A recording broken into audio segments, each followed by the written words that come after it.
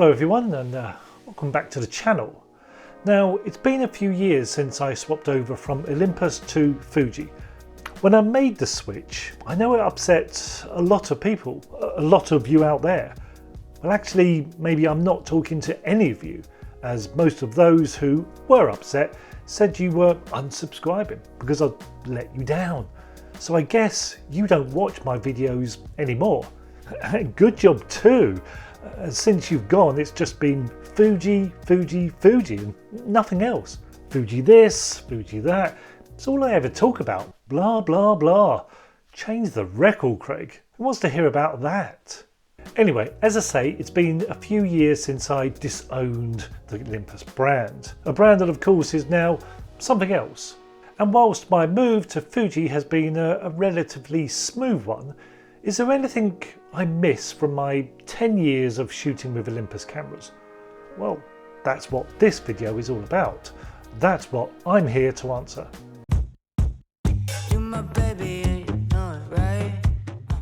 So, when I swapped from Canon to Olympus in 2012, I had a choice of either the original EM5 or the rival from Fuji, which at the time was the XE1. Now, because I had owned a few Fuji rangefinder film cameras over the years, including the wonderful Fuji GX617, it was a brand I knew and trusted, and so I was convinced that Fuji was to be my next purchase. But having tried both cameras in my hands at a photo show, the XE1 just didn't excite me. It didn't feel right, but the Olympus EM5 did. It felt right in my hands, and even without seeing any results from it, I knew it was the next camera for me. The change to a smaller camera system transformed my photography. Coming from a Canon 5D Mark II, a camera that I used exclusively on a tripod, the EM5 freed me to shoot handheld. This camera allowed me to capture shots that no other camera had before. It was my first mirrorless camera. It was therefore small in size. The image stabilizing built in was groundbreaking and allowed sharp handheld shots at 1/8 of a second for the first time. The choice of in-camera formats was a revelation, being able to opt for a square. The EVF was a joy to experience, and the image quality, even from a micro four thirds sensor, was wonderful and easily a match for full frame. And the image libraries and magazine publishers that I supplied my work to accepted these new files without any questions. So that's what I missed first, the originality of it. It was groundbreaking at the time and so different. It made digital SLRs feel dated and cumbersome in comparison. 12 years later, and I'm still waiting for another camera to come along to offer me that same feeling and excitement. When I upgraded to the original EM1, the Mark I version, I was now shooting both handheld and with the camera on a tripod. The camera had replaced the Canon 5D for landscapes too. It was just so much more fun to use. It replaced the Canon for long exposures too, mainly as the live bulb feature that it had made long exposures so much easier to do.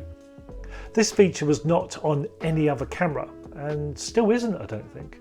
I loved shooting long exposures back then. Obviously not fine art ones, as that would mean I was living in Fantasyland, where my ego was overinflated. But the results from this tricky technique were a breeze to do with the Olympus. Again, I miss that kind of innovation. My newer cameras don't have any fancy tricks or features like that. If it was original, it was usually invented by Olympus. I miss that.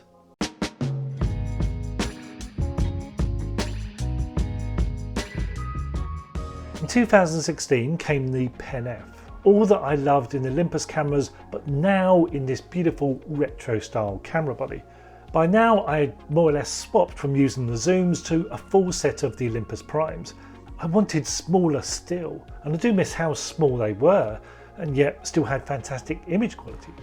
And now with the Penf, I had a 2-camera twin lens setup. They were small enough to do that. I realised this type of small camera, this style of camera, was what I wanted from a camera now. They say that a camera doesn't matter, it's the photographer using it that counts. The camera is just a tool. But when you have a camera that when you pick it up, you just want to start making images, then your photography goes up a level. And the Penfs offered me that. They made me want to pick them up and go and take photos. They felt special in the hand. I feel I took some of my best images with those models. My current Fuji camera, the X-T5, feels quite dull and boring in comparison. In fact, even though the X-T5 has better spec than the older X Pro 2 that I also have, which one do you think I prefer shooting with? Yep, the X Pro 2. That camera just makes me want to take pictures more. Now, I did eventually swap the EM1 for the Mark II version, and for me this is still the best all-round camera available, especially for zoom lenses. It's a fantastic camera, and it's a camera that I still own with a couple of zooms. But now it's mainly used as my camera for scanning and digitizing my film negs. This is another camera that just feels so perfect in my hands. You can keep your full frame models, your latest Nikons and Canon mirrorless cameras. This is still the most capable camera to beat, in my opinion.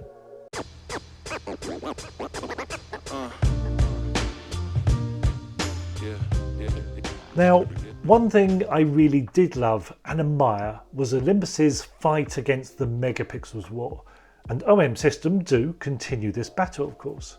Could a Micro Four Thirds camera go beyond 20 megapixels, I wonder? I don't know, but does it need to? Well, no, of course not. It doesn't need it. 20 megapixels is perfect and is more than enough, even now.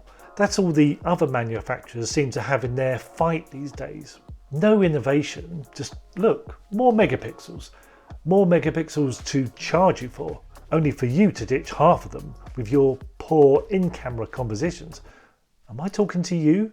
20 megapixels in the Penf made me think and consider every frame. With no room for error, every shot was composed with care and precision. How many of us go into a shoot with that discipline? Let's be honest. 40 or 50 megapixels just makes us lazy photographers. You definitely ain't using all of them in your single captures.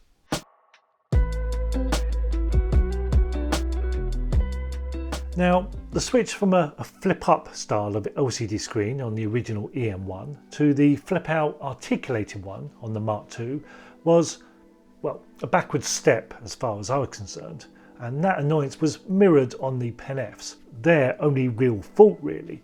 Considering the Penf was pretty crap for video, why give it a selfie-style LCD screen in the first place? The older EP5 before it had the right idea, a camera I still own. But this is how most cameras are designed now, by trying to serve all. The Fuji X-T5, like the older X-T3, breaks the trend then, and it's this feature that drew me over to the dark side, to the Fuji brand. This camera had a lot of great features, plus the photographer-focused flip-up style of LCD screen. But I must admit, I still favour the Olympus's menu-driven exposure ASPM mode rather than Fuji's retro dials. I admit I rarely use those. They look nice, but the other way is quicker and more convenient in practice. I don't think I've missed a shot because I had to turn the camera on to see the settings first. Custom modes are there to allow you to fix that. Oh yeah, custom modes. I do miss those too.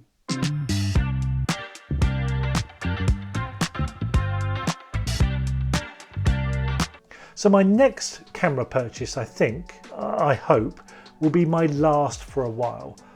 I would love for it to be the Penf Mark II that was, in a way, designed around my wants and wishes. I really do. But now I'm banking on Fuji to deliver the goods in the form of the next X Pro 4.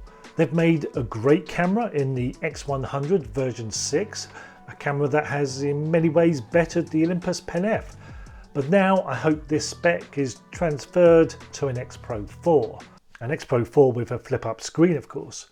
If that camera was also spec'd with some innovation and originality that Olympus cameras used to offer, it could be a winner.